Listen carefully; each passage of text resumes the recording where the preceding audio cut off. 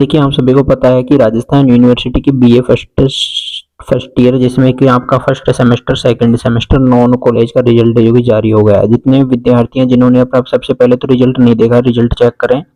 Result में जो समस्याएं आ रही हैं, जैसे कि कई विद्यार्थी तो पास हो चुके हैं, काफी विद्यार्थी फेल हैं, कई बैक हैं, कईयों के अपना रिजल्ट समझ में नहीं आ रहा, कईयों का रिजल्ट खाली आया है, बिल्कुल पेज रिजल्ट में ओनली सब्जेक्ट शो कर रहे हैं लेकिन मार्क शो नहीं कर रहे।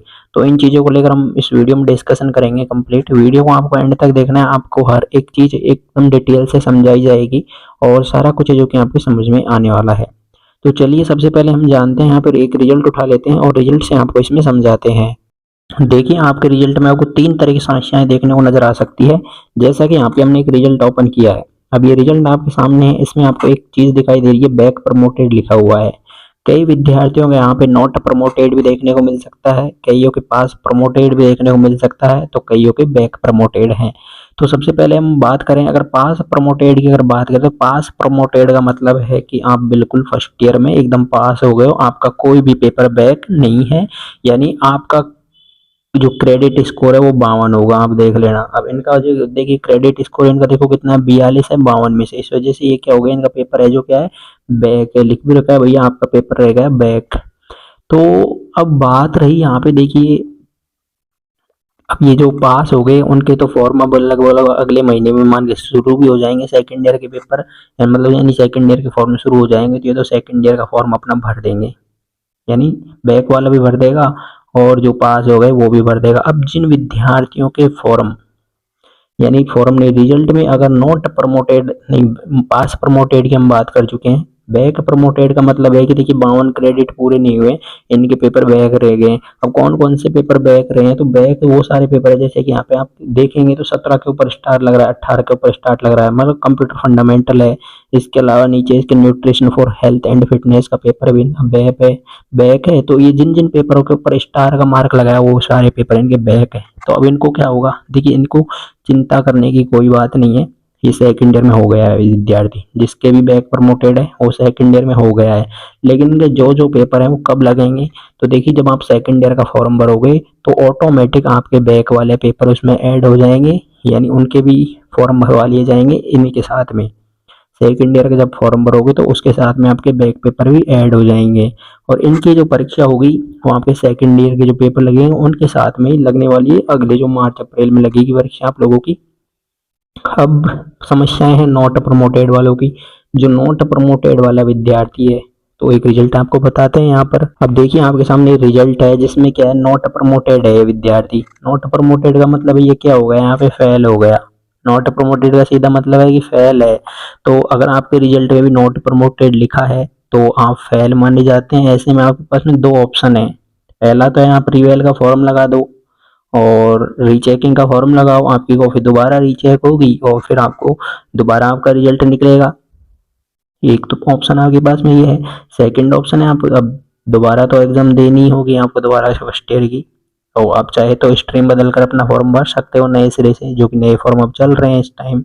अदरवाइज आप बाद में फॉर्म भरना, जब दोबारा फॉर्म आएंगे एक्स स्टूडेंट से तो अपना फॉर्म है जो कि आप लोग वो फिलअप कर देना है। अब देखिए एक चीज हमको समझनी होगी यहाँ पर कि क्रेडिट सिस्टम क्या है। अगर इसको समझें तो देखिए टोटल क्रेडिट आप देख रहे हैं 52 होते हैं, तो फर्स्ट में 26 होते हैं और सेकंड सेमेस्टर में आपके 26 होते हैं, कुल मिलाकर आपके 52 होते हैं। इस तरह से आपको समझ लेना है। कोर क्रेडिट की बात करें तो एक सेमेस्टर में आपके 18 होते हैं कोर क्रेडिट और दोनों सेमेस्टरों में मिलाकर आपके प्लस 18 कोर क्रेडिट आपके कितने होते हैं, 36 होते हैं। तो कोर क्रेडिट आपके 36 होते हैं। तो एक सेमेस्टर में 18 है तो दोनों सेमेस्टर में 36 हो जाएंगे कोर क्रेडिट। और कुल क्रेडिट की बात करें हम तो यहाँ पे 52 होते हैं। तो अगर आप देखिए आपके कुल क्रेडिट 26 से 52 के बीच में है। देखिए 26 से और 52 के बीच में अगर आपके क्या है, कुल क्रेडिट है। अगर यहाँ पे देखिए 52 है, 52 से कम आए इनके कितने 22, अगर इनके यही जो क्रेडिट कितने आ जाते 27 भी आ जाते तो ये क्या रह जाता, इनका बैक रह जाता और ये पास हो जाते, फेल तो नहीं होते कम से कम। तो आपके अगर 26 से और 52 के बीच में है और कोर क्रेडिट 18 या उससे ज़्यादा है तो आप बैक प्रमोटेड माने जाएंगे। ये आपका सीधा सीधा है। लेकिन आपके अगर 18 से कम है अगर कोर क्रेडिट, जैसे कि कोर क्रेडिट देखो इनके 6 6 आ रहे हैं, जो कि कितने हो गए, 12 रह गए। तो ये 18 भी नहीं हुए कोर क्रेडिट दोनों मिलाकर। अगर ये 18 हो जाते तो 18 से ऊपर हो जाते दोनों सेमेस्टर में मिलाकर, तो ये लगभग लगभग फेल तो नहीं होते, ये पास हो जाते हैं यहाँ पर। तो एक चीज़ ये है, तो आप सेमेस्टर में इसको समझ सकते हैं। और न्यूनतम पासिंग मार्क तो आप सभी को पता है कि 40% ही हैं आप लोगों के। अगर 150 मार्क का आपका पेपर था तो उसमें 60% मार्क हैं आपके पासिंग मार्क, और अगर आपके 100 का पेपर था तो उसमें 40 अंक आपको लाना जरूरी है, और 50 वाले पेपर में आपको 20 अंक लाना जरूरी है। एक चीज प्रॉब्लम आ रही है लोगों के सामने, जैसे कि रिजल्ट में विषय नहीं आ रहे, एकदम खाली आ रहा है। तो वो क्या है उसको देख लेते हैं एक बार। हाँ, आप एक रिजल्ट देखें, आपके सामने ये रिजल्ट है जिसमें कोर क्रेडिट, क्रेडिट, SGPA कुछ नहीं आ रहा है इनके। ओनली इनका नाम आया, father's name, mother's name, roll number वगैरह इनके आ रहे हैं। तो एक चीज है यहाँ पे, एनरोलमेंट में देखो इनके 00 लिखा रहा है, मतलब इनका एनरोलमेंट नहीं हुआ। तो इनको क्या है, यूनिवर्सिटी कांटेक्ट करना है।